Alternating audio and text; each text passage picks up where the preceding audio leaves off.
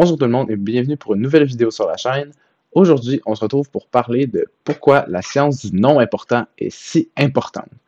Oui, c'est deux mots qui vont pas ensemble, un oxymore, une antithèse, mais tout ça, ça va faire du sens dans votre tête très bientôt.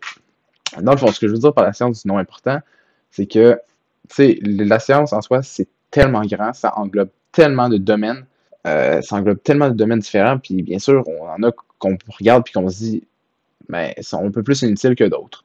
Par exemple, je peux nommer l'archéologie, que peut-être, on peut se dire, ben, on étudie le passé, des trucs déjà morts, ça sert un petit peu à rien, ou, je sais pas, il y en a vraiment tout plein. Par exemple, un exemple très concret, c'est dans une vidéo de Veritasium récemment, je crois, je vous mettrai le lien en description. Ben, en fait, il parlait avec quelqu'un qui étudiait les flocons de neige. On s'entend, étudier les flocons de neige, quand on regarde ça vite vite, ça peut sembler un peu stupide, on peut se demander ben, à quoi ça va servir, tu sais.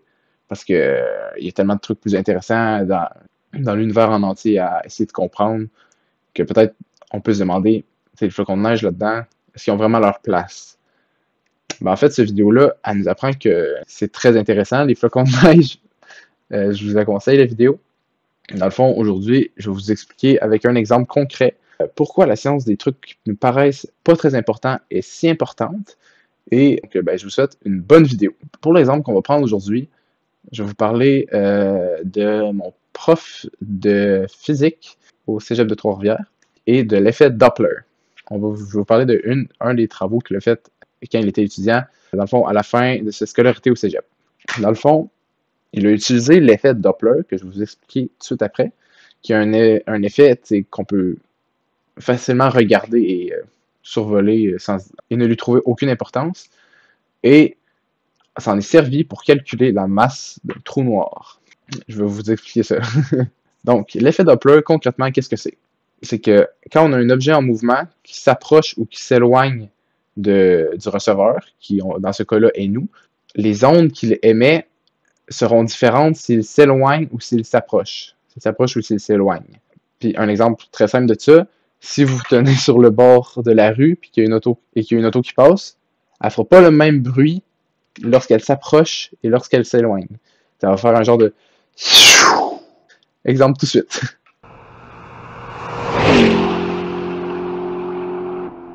En soi, c'est pas la voiture qui fait un son différent lorsqu'elle s'approche et s'éloigne. Elle fait tout le temps un son constant. Mettons, si moi je passais en courant à côté d'un micro en faisant Ah, en soi, j'ai fait tout le temps la même note, mais en m'approchant du micro, la note va avoir été plus aiguë à cause que les ondes de ma voix auront été distordues. Et en m'éloignant, le son de ma voix va paraître plus grave parce que les ondes de ma voix ont encore été distordues, mais cette fois-ci de la façon inverse. En soi, en regardant ça, on peut peut-être se dire Ah, ça explique qu'un bruit, quand ça s'éloigne, ça s'approche, je fais pas la même note. C'est parfait, c'est cool. Mais, comme je vous l'ai dit, mon professeur a utilisé cet effet-là pour calculer la masse d'un trou noir. Le lien qu'on peut faire ensemble est peut-être difficile à voir, mais je vais vous faire tout de suite. Il se trouve que le son, c'est loin d'être le seul type d'onde qu'on a dans l'univers. La lumière, c'en est une aussi.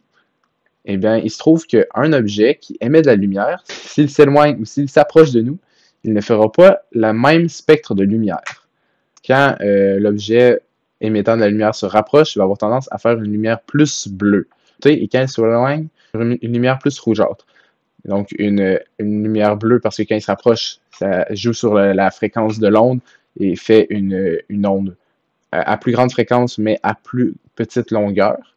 Et en s'éloignant, à plus petite fréquence, mais à plus grande longueur. Donc, du rouge et du bleu dans ce cas-là. Peut-être que vous voyez tranquillement le schéma se dessiner, mais là, je vais continuer à vous l'établir. Eh bien, les étoiles, il se trouve que ce sont des objets qui produisent de la lumière.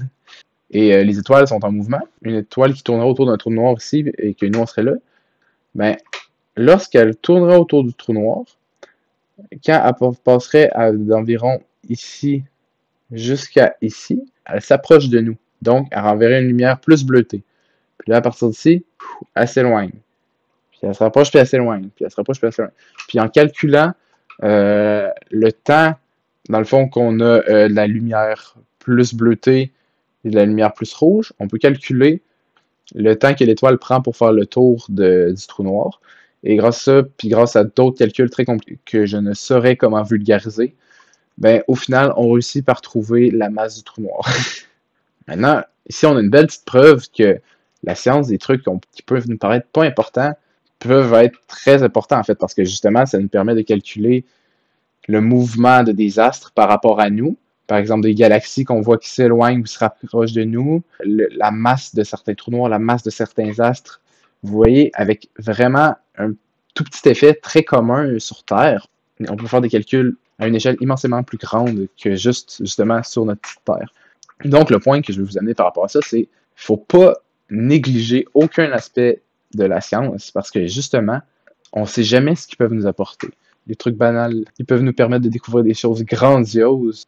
En cherchant certaines choses scientifiques, on peut tomber sur totalement d'autres choses puis découvrir des aspects totalement inconnus de la science encore, puis servir à plusieurs reprises dans l'histoire. Par exemple, le Viagra qui était à la base censé être un médicament pour le cœur et tout plein d'autres accidents comme ça. Le micro-ondes, je pourrais vous en nommer à la pelle des découvertes faites accidentellement par la science. C'est pour ça que, selon moi, il faut négliger absolument aucun aspect de la science. Et oui, même les flocons de neige, parce que c'est en comprenant notre monde et les petites choses de notre monde qu'on se met à comprendre l'univers au complet. Et d'ailleurs, par rapport à l'archéologie et à l'histoire, c'est en comprenant notre passé qu'on comprend notre futur. Mais je vous dis merci tout le monde d'avoir regardé cette vidéo. C'est une nouvelle vidéo un petit peu spéciale, mais j'aime vraiment ça. C'est ce nouveau style de petite vidéo-là où je vous parle à la caméra de sujets qui m'intéressent comme ça. Dites-moi ce que vous en avez pensé. Mettez un like si vous avez apprécié. Abonnez-vous aussi, ça fait toujours plaisir. On a dépassé les 40. Wow! Je vous dis merci pour ça d'ailleurs. Bon, ben sur ce, j'espère que ça vous aura rendu un peu curieux sur de la science et des trucs pas intéressants. Je vous répète, la vidéo de Veritasium sur les flocons de neige est en description et peut-être une vidéo sur l'effet Doppler aussi pour vous faire comprendre plus concrètement c'est quoi parce que j'ai vraiment vulgarisé ça à fond. J'ai vulgarisé de la vulgarisation. Là. fait que j'espère que ça aura été clair. Vous me direz ce que vous en avez pensé encore une fois. Et sur ce, ben, je vous dis merci une dernière fois et prenez soin de vous jusqu'à la prochaine vidéo. On se revoit là-bas. Ciao!